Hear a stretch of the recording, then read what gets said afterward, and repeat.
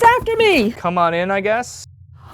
Are you Kyle Cheese, the real estate attorney / soldier of the future? At your service, Miss. Sarah Condor, real estate agent. Well, come on in, Miss Condor. Have a seat. What seems to be the trouble? Well, it's the new CFPB Loan Originator Rule, Mr. Cheese. You mean the amendments to Regulation Z implementing changes to the Truth in Lending Act made under Dodd-Frank?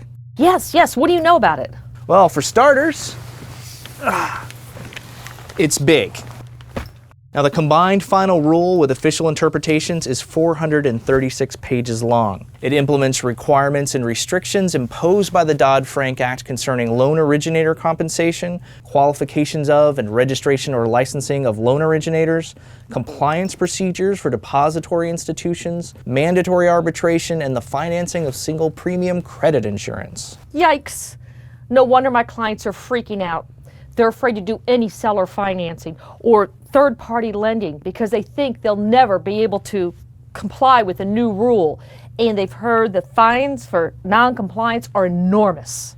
Well, they're right about that part. Fines can be up to $1 million a day for willful violations. The loan originator rule is nothing you want to tangle with. So what do we do? I'm afraid this loan originator rule will terminate my business like some unstoppable robot monster. Listen, Sarah, the new loan originator rule is serious business. It doesn't feel pity or remorse or fear, and it absolutely will not stop, ever, until you comply.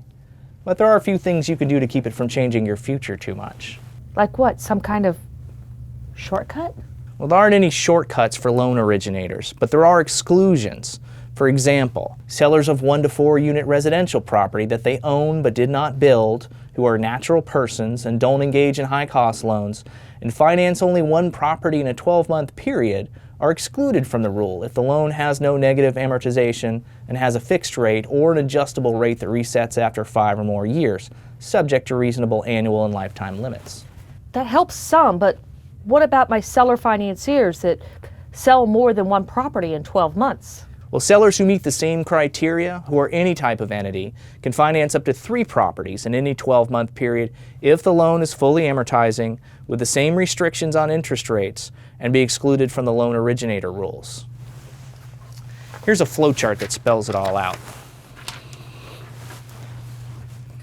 Wow, this helps, Mr. Cheese, thank you. But I have some other questions too, like who exactly is considered a loan originator or a creditor? And how can hard money loan lending work now? And how does this all work with the SAFE Act? I have some more information on that too, Ms. Condor, but I can't tell you here. Things are a little too hot right now. Check with your local real estate counsel.